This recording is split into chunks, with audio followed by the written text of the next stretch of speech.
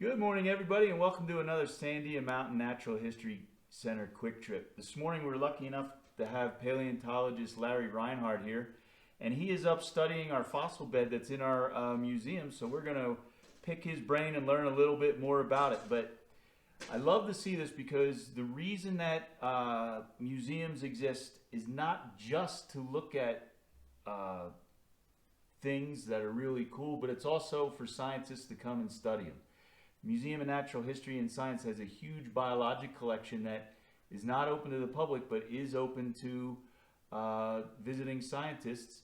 And we also have a large paleontological, didn't think I could say that, did you, Larry? Collection where visiting paleontologists like Larry come and still study it. So great to have you, Larry. Thanks for being here.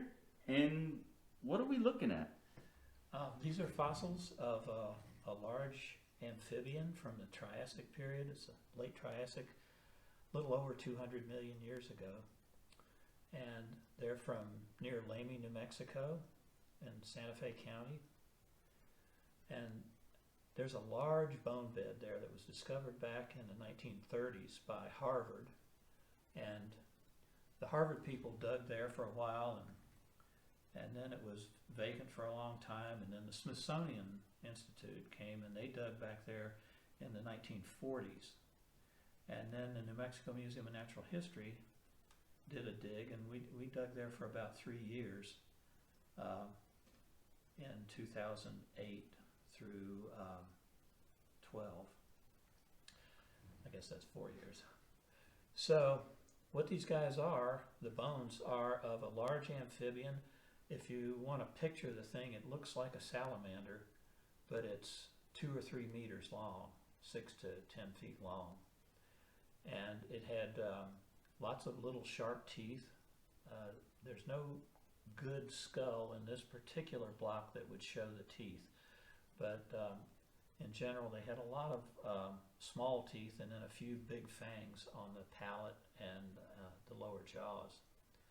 So they were probably eating fish mostly, but they could probably catch things off the riverbank too. So this bone bed represents the remains of hundreds of these animals.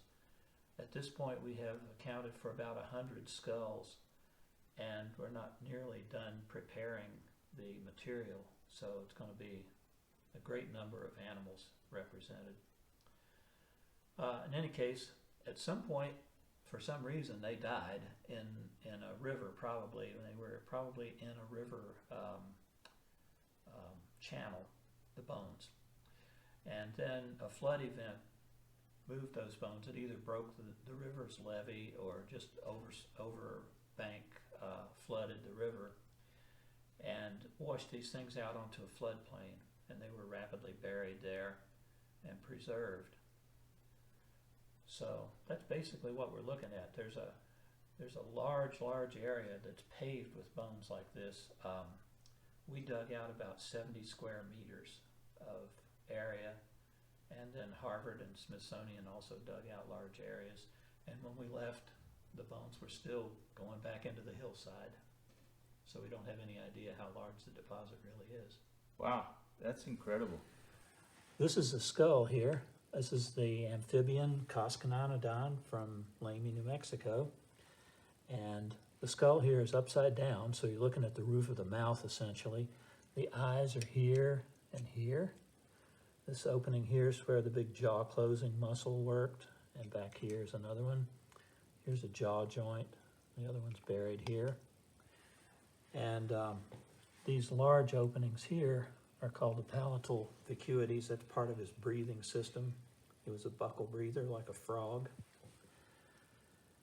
So most of the small cylindrical shaped bones have washed away during the flood event that made this deposit, but a few are left. And this is a hand or foot bone here. It's called a metapodial, and that would be from this part of the hand. And then this is a phalanx, which is a finger or toe bone. That'd be from this part of the hand here. They're quite small, and they're fairly rare in this deposit, even though there are a lot of animals, and each animal would have had a lot of finger and toe bones. There are very few left.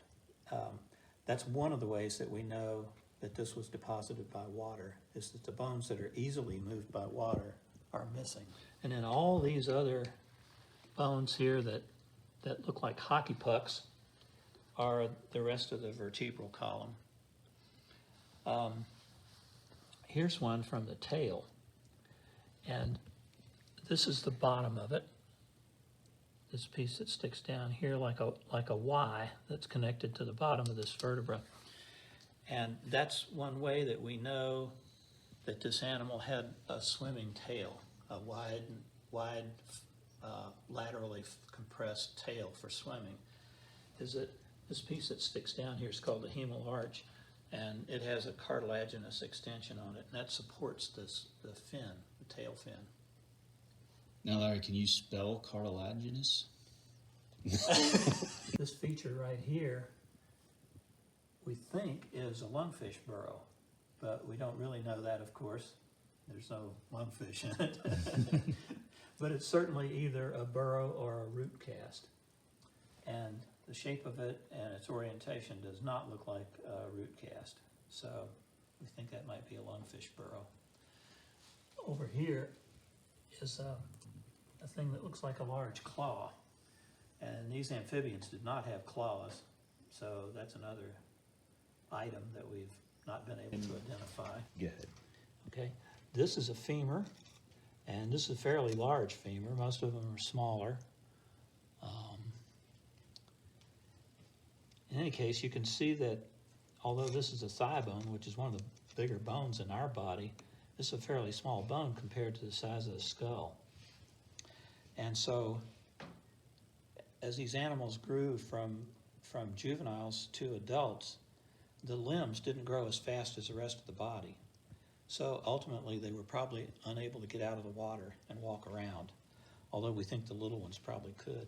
And the way we determine these kinds of things is we measure these bones, we use calipers, and we measure the limb bones, and measure the diameter to determine the strength, and measure the length to determine the size of the animal.